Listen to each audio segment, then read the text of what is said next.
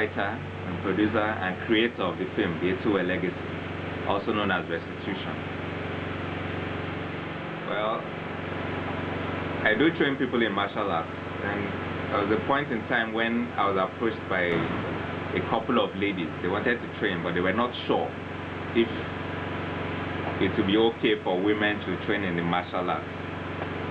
And I was already working on a story, so I had an idea to write a story around a lady who was going through such trial. So in a way, I thought it would be a way to tell a story for women, and at the same time tell a story about what everyone as human being, irrespective of whether you are a man or a woman, what you go through life, as mirrored in the life of the main character in the story, Ona. So she is compelled to go into a tournament that she didn't necessarily need to get into. So I use that as an opportunity to address the issue. It doesn't matter if you're a male or a female. Martial arts is about self-defense. So, and it's an expression. It's a way to express yourself. So that's where the concept came from. So I decided to build a story around that, and not tell the story directly on the women that approached me, but to write something similar that could address the issue in a broader sense.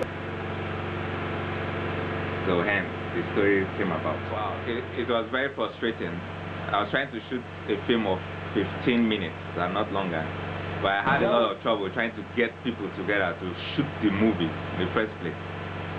I almost gave up at a point, because this story had been written for close to about 2 years, and I just ended up doing that a couple of years later, and I wasn't even sure if we would succeed in shooting it at the end of the day, because whenever you got an actor down, something always came up. You had to look for someone. So I was compelled to get 2 or 3 people for a role. And it was funny because the actors didn't even know that there was an actor on standby to take his place or her place.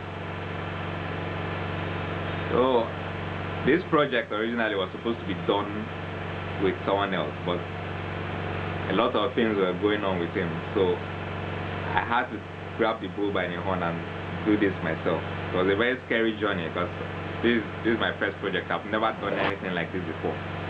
But I had to find the courage to do that. I kept getting a lot of disappointment, even to the point of the shoot. So at the end of the day, I had to act in the same film, double casting. I played the role of 2 different people against my will, but I had no choice. I had to do that in order to make the film come out. I think it all went well for the better. It's basically about a young girl, Ona, whose father used to be a grand champion while he was alive, but he died. So Ona and her brother Etuweh were also into martial arts. They were good in their own right. But there came along another grand champion, came to town and was upset on hearing that the son and the daughter of the former grand champion are doing good. So they decided to challenge their credibility, saying that they were living under their father's shadow, taunting them, just to make sure that there was only one grandmaster in town.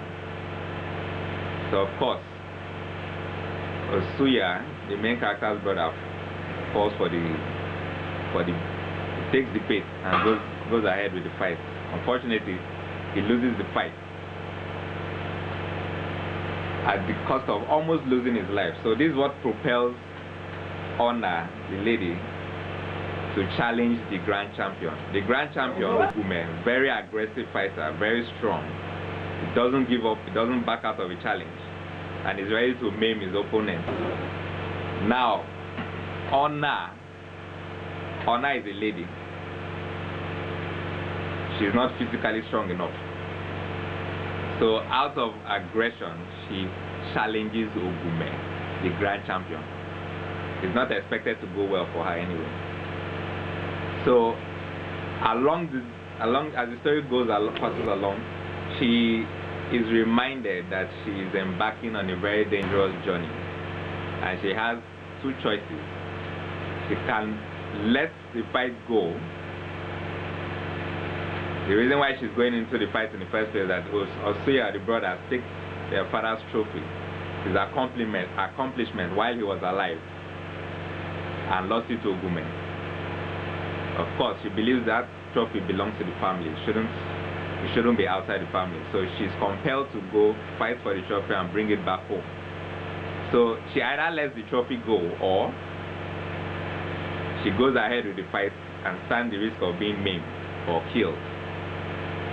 So we follow her on this journey where she keeps struggling with the possibility of winning a trophy back, which is very, very impossible, or facing the reality that there's no way she can win it back and staying back. You don't always have to fight to get something material back. Sometimes you just have to let things go. So she has to come to a decision. So when you watch the film, we'll see what decision she takes at the end of the day. Tell us about your character. Okay, so I played two characters in the story. Etuweh, the main character's elder brother, and Etuweh, the man who prepares the main character for the fight eventually. So Etuweh's character is impulsive.